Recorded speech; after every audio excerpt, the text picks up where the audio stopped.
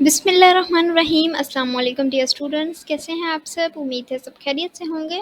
आज की इस वीडियो में आपको CS 101 के वेरी इंपॉर्टेंट 25 ऐसे MCQs बताऊंगी जो कि मिड टर्म के हवाले से मोस्ट इंपॉर्टेंट MCQs हैं। वो MCQs हैं जो कि हर पास्ट पेपर में तकरीबन 2 से 3 बार यही MCQs रिपीट होकर आए हैं। इंशाल्लाह अगर आप इन्हीं MCQs को एक बार अच्छे तरीके से पढ़ लेते हैं तो जो आपका ऑब्जेक्टिव पोर्शन है यानी MCQs पोर्शन है वो आपका इन्हीं MCQs से कवर हो जाएगा। बहुत सारे स्टूडेंट्स हैं जो जॉब करते हैं, जो कि कंप्लीट हैंडआउट्स नहीं पढ़ सकते, जो कि कंप्लीट लेक्चर्स नहीं लेते, तो अगर वो इन्हीं MCQs को अच्छे से पढ़ते हैं तो इंशाल्लाह आप अच्छे मार्क्स गेन कर सकते हैं। क्योंकि बहुत सारे स्टूडेंट्स हैं जो कि जस्ट MCQs को ही पढ़ के पेपर दे देते हैं, सब्जेक्टिव नहीं पढ़ते। लेकिन अगर आप लोग MCQs पे आप लोगों की अच्छी ग्रिप है, आपको सारे MCQs आते हैं, तो इंशाल्लाह जो है उम्मीद होती है कि अगर आपको सब्जेक्टिव क्वेश्चन नहीं भी करते तो तब भी आपके पास होने के चांसेस बहुत ज़्यादा होते हैं। क्योंकि MCQ सब्जेक्टिव पार्ट ऐसा होता है कि अगर आप पास्ट पेपर्स के सब्जेक्टिव क्वेश्चन पढ़ भी लेते हैं तो बहुत कम होता है कि सब्जेक्टिव क्वेश्चन उन्हीं क्वेश्चन में से आएँ। लेकिन MCQs बहुत ज़्यादातर हमारे वही MCQs जो हैं रिपीट होकर आते हैं, इसलिए ज़्यादातर स्टूडेंट्स MCQs को ही अच्छे तरीके से पढ़ के जाते हैं ताकि वो ईज़िली उस सब्जेक्ट में अच्छे मार्क्स गेन कर सकें। और बहुत सारे स्टूडेंट हैं जो कि अभी फर्स्ट सेमेस्टर में हैं, यानी उनका फर्स्ट एक्सपीरियंस है पेपर देने का, तो बिल्कुल टेंशन लेने की ज़रूरत नहीं है। जस्ट आप MCQs में ही अपनी अच्छी ग्रिप करें। मैं ये नहीं कहती सब्जेक्टिव पढ़ें ही नहीं, लेकिन MCQs पे ज़्यादा फोकस करें, MCQs को ज़्यादा अच्छे से पढ़ें। आपको जहाँ कोई भी MCQs CS 101 का या किसी भी सब्जेक्ट का जिसका आपका पेपर है आपको नज़र आता है तो आप उसको ज़रूर पढ़ें, ताकि कोई पता नहीं होता कहीं से भी MCQs आ जाता है।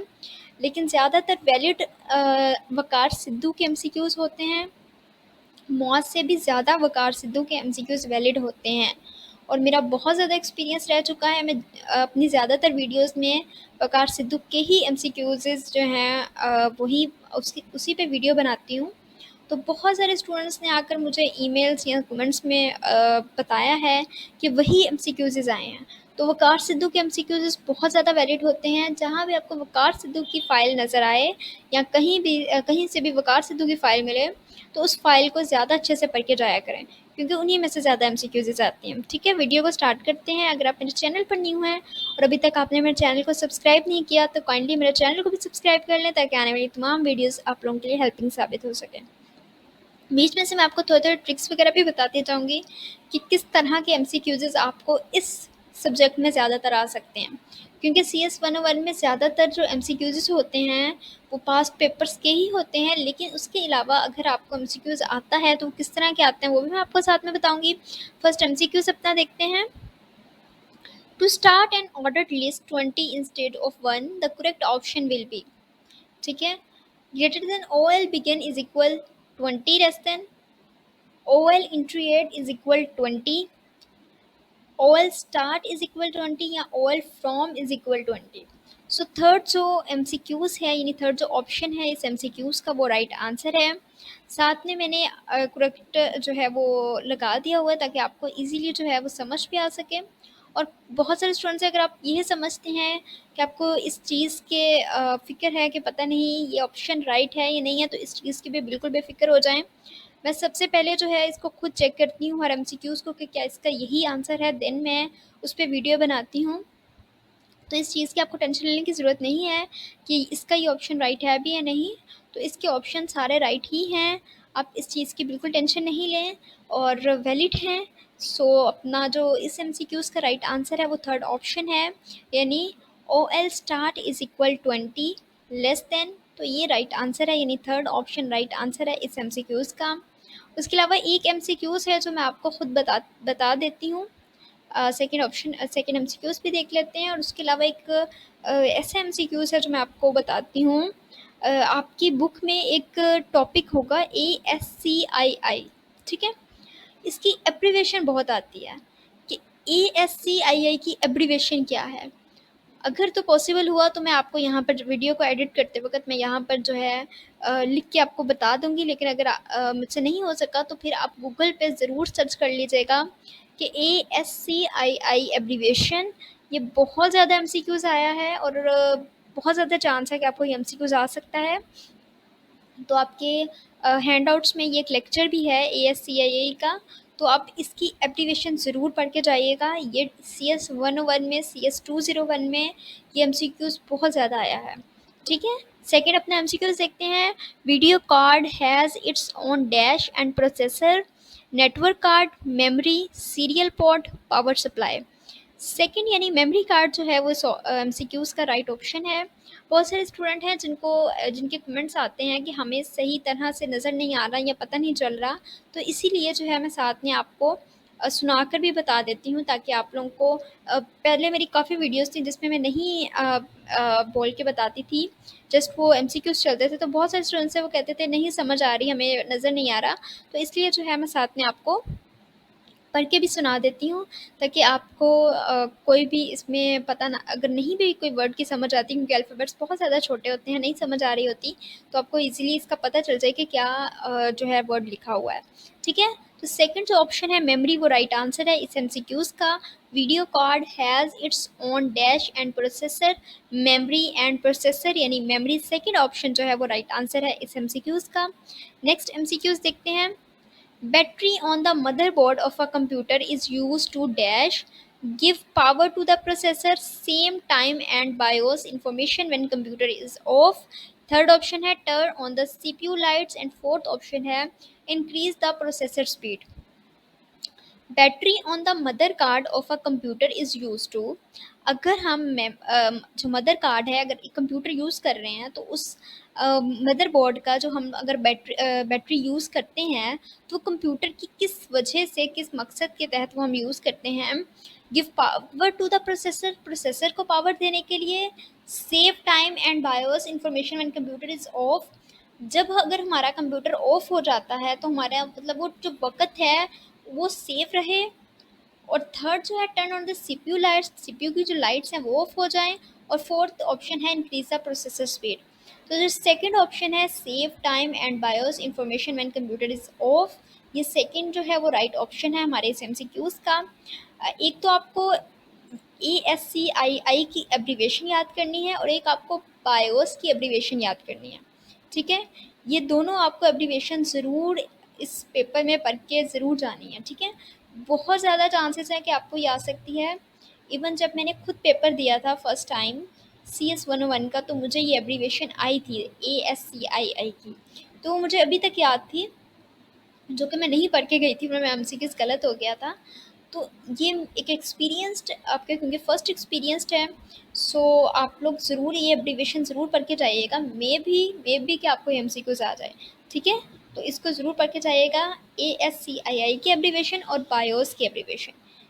एब्रीवेशन मीन कि इनका जो अल्फ़ाबेट है, इनके वर्डिंग का मीन क्या है, तो वो आपको एब्रीवेशन जब आप लिखेंगे ASCII की एब्रीवेशन, तो वो आपको इजीली गूगल पे जो है वो मिल जाएगी, ठीक है।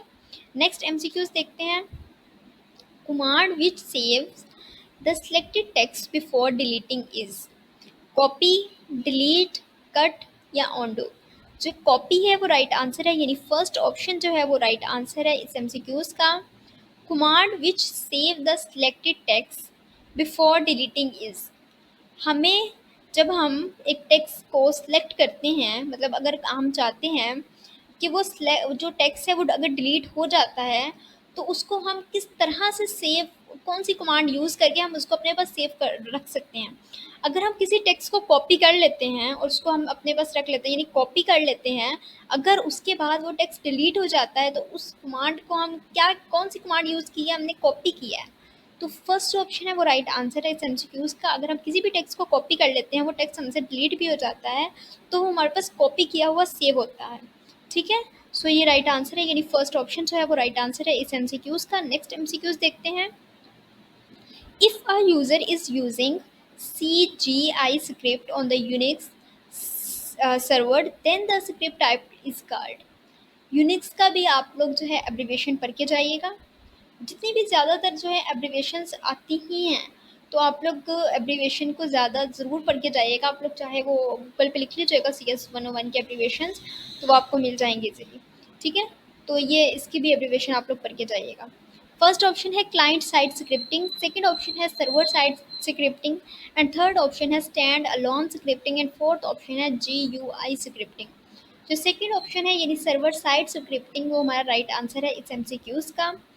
सो if a user is using CGI script on a unique server, then the script type is called client side scripting, server side scripting, या स्टैंड अलोन स्क्रिप्टिंग, या GUI scripting.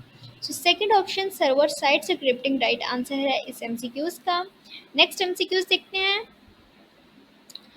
Punch card were invented first time for the purpose of.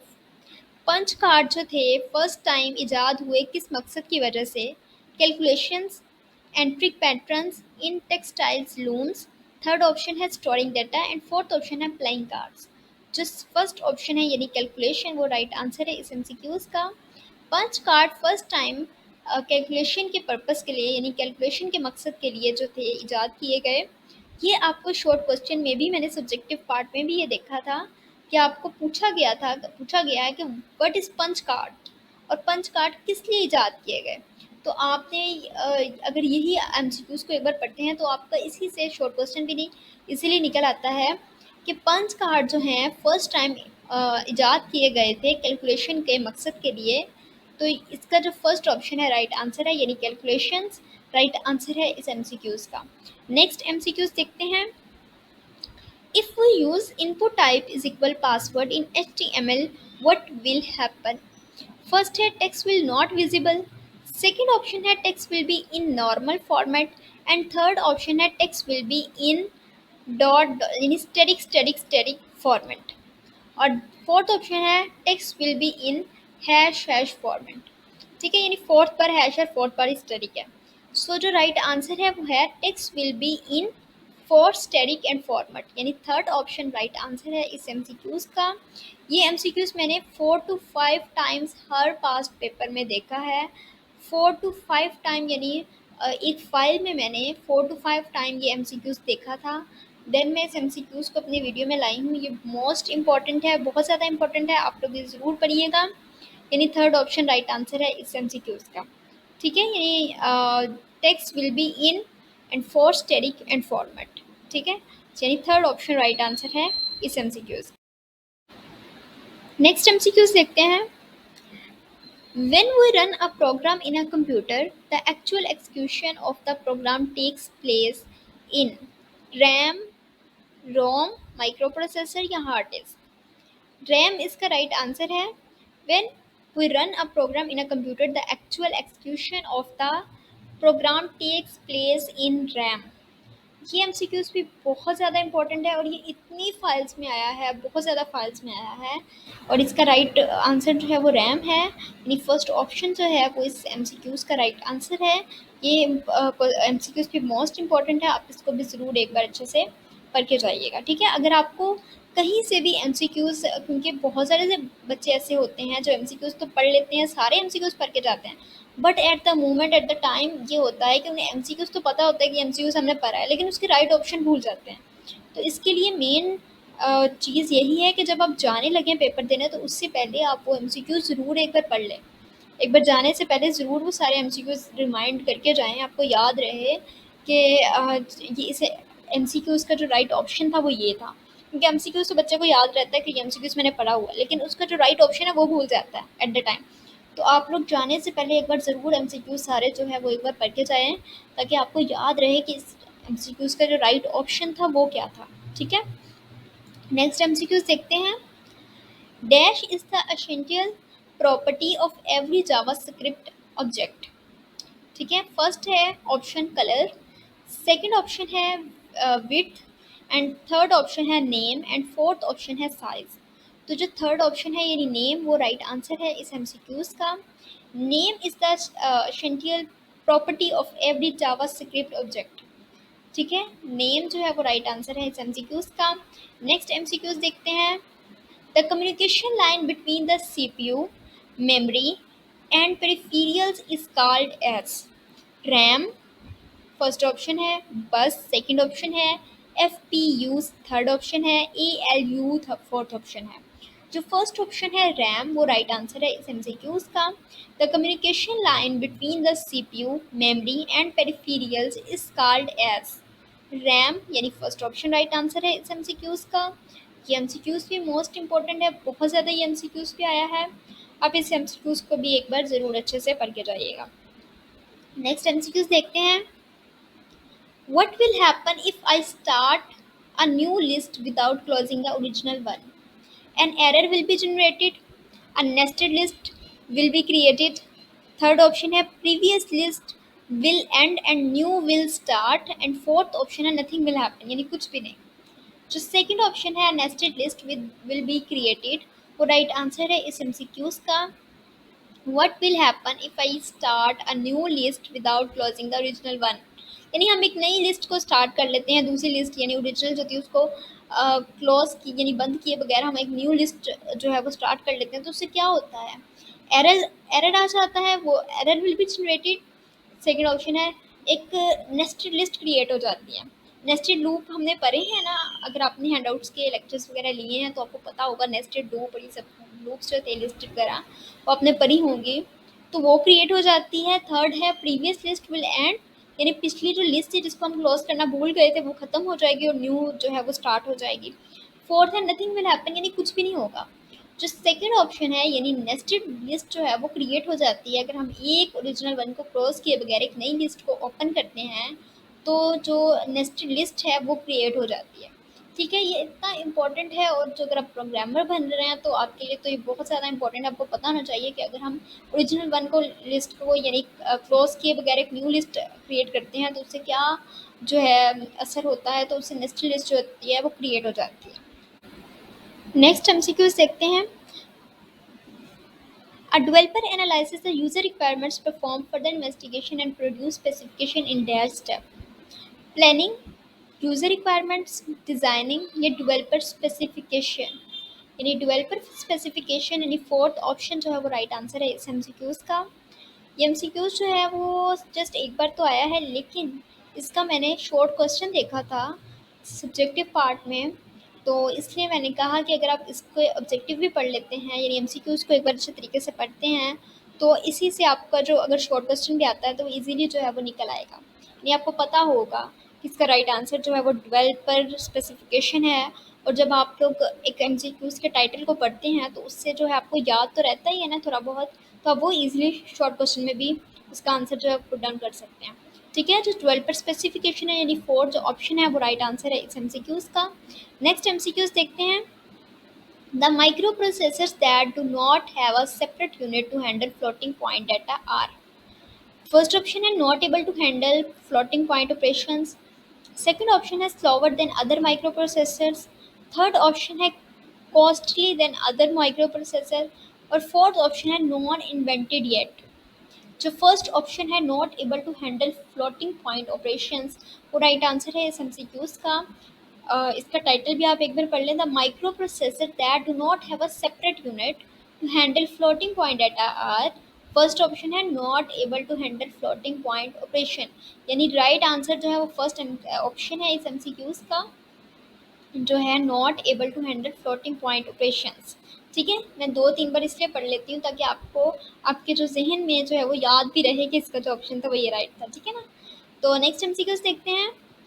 If there are multiple programs running on my PC having Windows XP then it's refer to.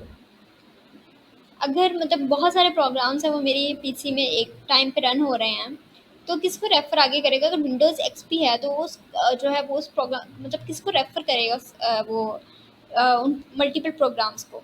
Multi user, single user multitasking, fourth option है multi user multi processing. अगर आप लोगों ने lectures वगैरह लिए हैं, handouts वगैरह पढ़े हैं, तो अगर मैं आपसे पूछती हूँ कि व्हाट इज़ मल्टीटास्किंग, मल्टीटास्किंग होता क्या है? अच्छा, जिन जिन स्टूडेंट्स को अगर पता है कि व्हाट इज़ मल्टीटास्किंग, मल्टीटास्किंग क्या होता है, तो वो मुझे कमेंट में ज़रूर इसका जो है आंसर करें, देन मैं आपको बताऊंगी कि आपने सही आंसर किया या नहीं। तो एक छोटा सा जो है वो आप इस क्वेश्चन का आंसर मुझे बताइएगा ज़रूर कि मल्टीटास्किंग क्या होता है, मल्टीटास्किंग किसको कहते हैं, व्हाट इज़ मल्टीटास्किंग। अगर आपको ये क्वेश्चन आ भी जाता है CS 101 में कि व्हाट इज़ मल्टीटास्किंग, जो कि मुझे सब्जेक्टिव में ये क्वेश्चन जो था what is multitasking first he subjective में मेरा फर्स्ट शॉर्ट क्वेश्चन ही ये था। काफ़ी देर की अब तो बात है, तो मेरी डिग्री वगैरह कंप्लीट हो गई है, लेकिन तब जो था मुझसे फर्स्ट मेरा सब्जेक्टिव में पूछा ही ये गया था कि व्हाट इज़ मल्टीटास्किंग। तो आप लोग मुझे ज़रूर बताइएगा, अगर जिनको पता है कि व्हाट इज़ मल्टीटास्किंग, तो कमेंट में मुझे ज़रूर इसका जो है आंसर दीजिएगा कि मल्टीटास्किंग होता क्या है। ठीक है, जो थर्ड ऑप्शन है सिंगल यूज़र और मल्टीटास्किंग, वो राइट आंसर है इस एमसीक्यूज़ का। नेक्स्ट एमसीक्यूज़ देखते हैं। You can not close Microsoft Word 2003 by, first option है choosing file menu, then exist command, second option है processing Alt plus F4, third option है clicking X button on title bar, and fourth option है choosing close sub menu for final menu. ठीक है, choosing close sub menu from final menu, यानी fourth option जो है वो right answer है इस एमसीक्यूज का। You can not close Microsoft Word 2003 by choosing close sub menu from file menu. ठीक है, फोर्थ ऑप्शन राइट आंसर है हमारे इस एमसीक्यूज का। नेक्स्ट एमसीक्यूज देखते हैं। विच of the following is not a peripheral device for a computer.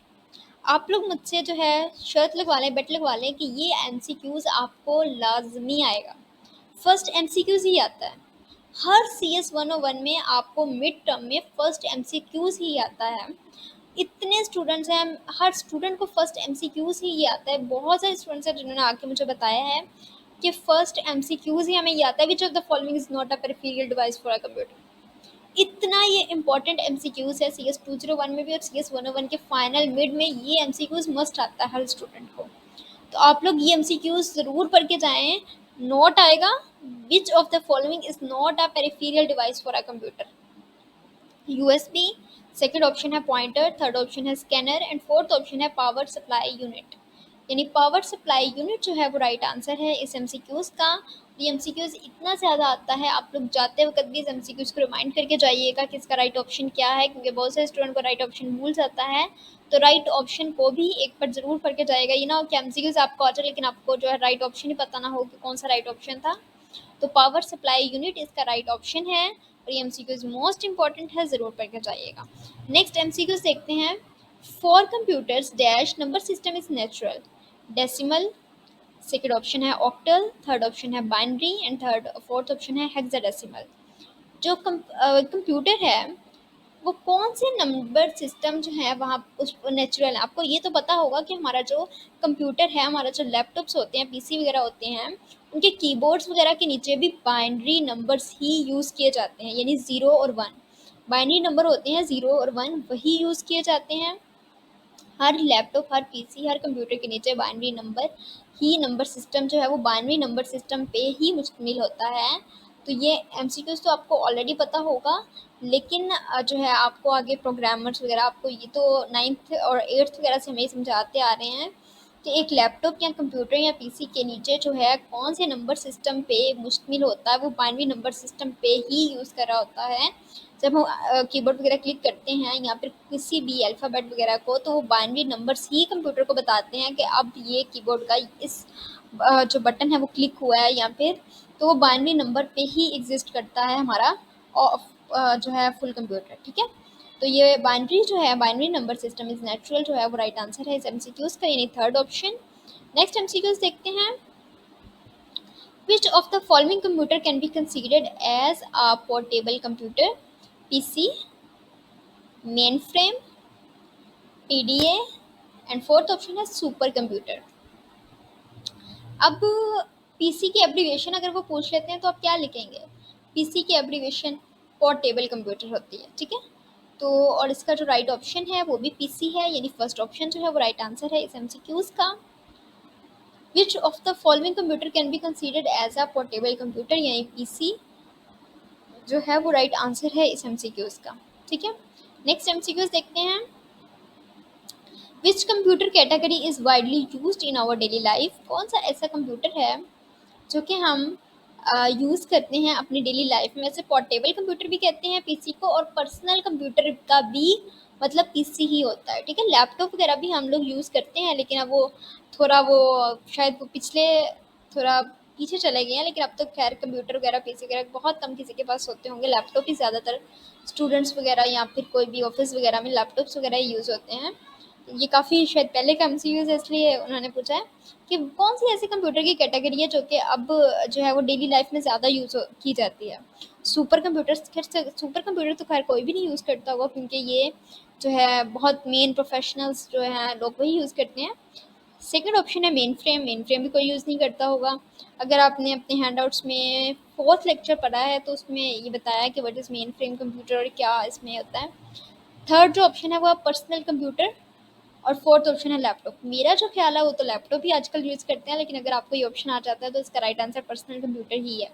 ठीक है, लेकिन ये पहले का था, एमसीक्यूज़ भी तो उसका ऑप्शन भी पहले का ही है, तो पर्सनल कंप्यूटर जो है वो इसका राइट आंसर है। लेकिन जो है आजकल तो हर स्टूडेंट लैपटॉप ही यूज़ कर रहे हैं, लेकिन वर्चुअल यूनिवर्सिटी में अभी तक जो है वो पीसी ही रखे गए हैं, वहाँ पर अभी तक लैपटॉप्स नहीं आए, तो वो डेली लाइफ में या हम लोग जो है वो पीसी ही यूज़ करते हैं।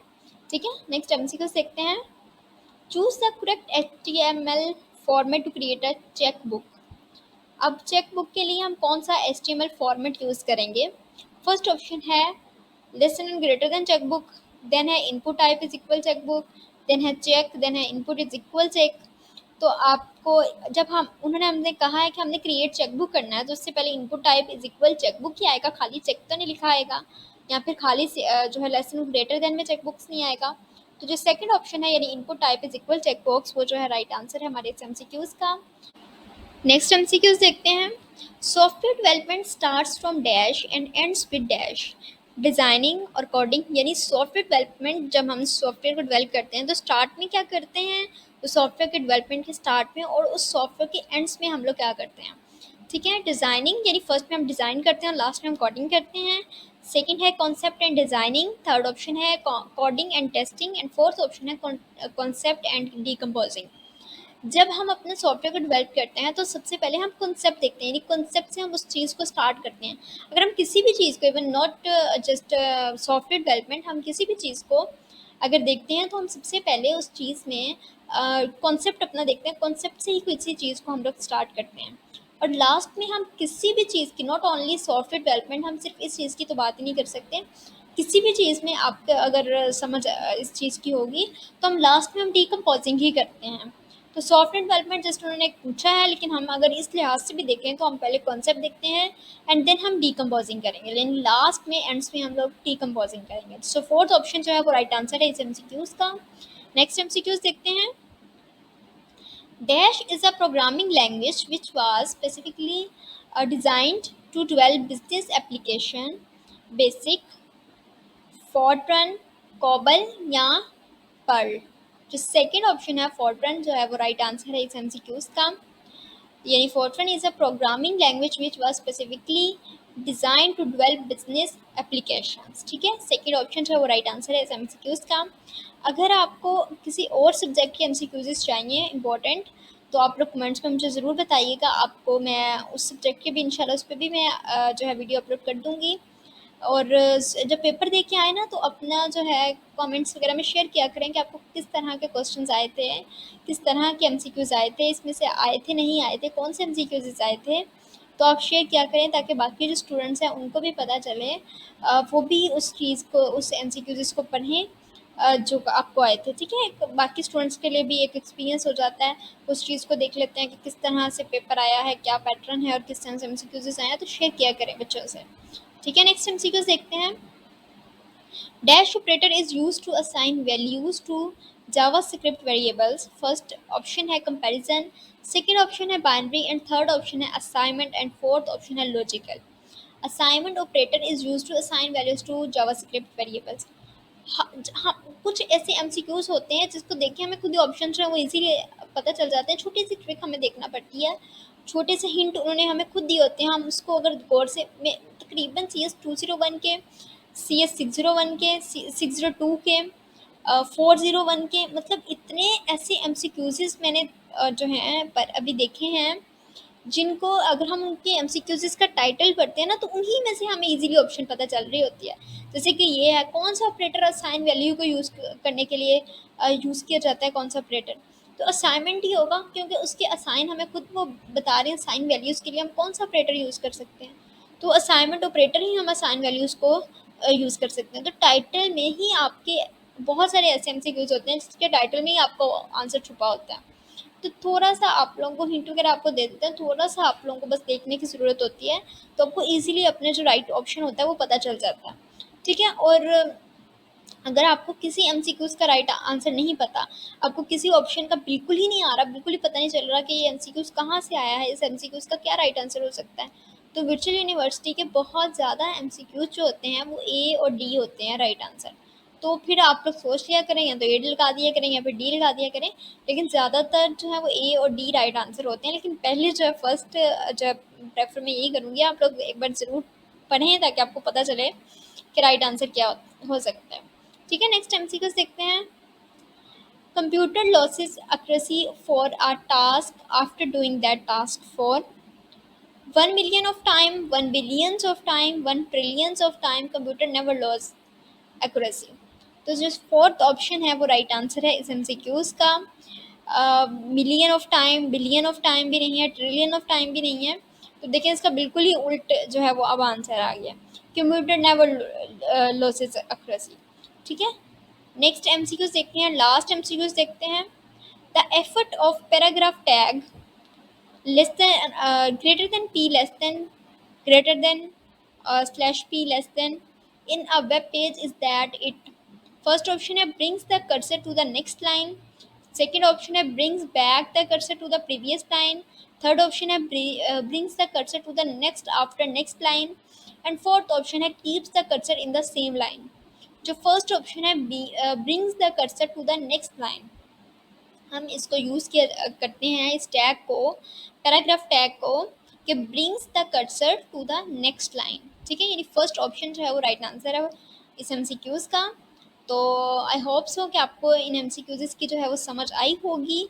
एमसीक्यूज़ जो थे 25 थे वो ख़त्म हो गए हैं, और मेरा यही मकसद है कि इस वीडियो को कंप्लीट देखने के बाद आप इस एबल होंगे कि आप CS 101 के एमसीक्यूज़ 100% नहीं, 90% भी नहीं, तो कम से कम 70 to 80% देने के तो काबिल हो जाएं, ठीक है? आई होप सो कि अल्लाह ताला आप सब लोगों को कामयाब करे और यही एमसीक्यूज़ आपको आएँ और आपका पेपर बहुत ज़्यादा अच्छा हो। मिड टर्म पे ही डिपेंड करता है फाइनल टर्म का पेपर, तो अगर मिड टर्म में बच्चे जो हैं वो अच्छे नंबर्स ले लेते हैं तो फाइनल में उन्हें इतनी मेहनत नहीं करना पड़ती, इसीलिए जो है वो फाइनल में नंबर जो है वो आ जाते हैं। वैसे अगर मिड टर्म में नहीं आते तो फिर फाइनल टर्म में बहुत ज़्यादा जो है डबल मेहनत करना पड़ती है, ताकि जो है अच्छा CGPA और पास होने के लिए जो है फिर इजीली वो हो सके, तो फिर वो ज़्यादा मेहनत करना पड़ती है। अल्लाह ताला आप सब लोगों को कामयाब करे और बहुत ज़्यादा अच्छे CGPA पे से पास करें। और थैंक्स फॉर वॉचिंग, सब्सक्राइब लाजमी कर दिया करें, यही हमारी इतनी मेहनत का जो है आपकी तरफ से छोटा सा गिफ्ट होता है, तो उसको सब्सक्राइब कर दिया करें ताकि आने वाली भी जितनी वीडियोज़ हैं वो आप लोगों को मिल जाएँ। और अगर आपको किसी और सब्जेक्ट का चाहिए होगे, मिड टर्म के एग्ज़ाम्स के MCQ सब्जेक्टिव टाइप कुछ भी चाहिए होगा, मेरी ईमेल पे भी आप कांटेक्ट कर सकते हैं, कमेंट्स पे भी मुझे बताइएगा, इंशाल्लाह मैं ज़रूर रिप्लाई करूँगी। और अल्लाह ताला आप सबको कामयाबियाँ अता करे। बहुत शुक्रिया, जज़ाकल्लाह, अल्लाह हाफ़िज़।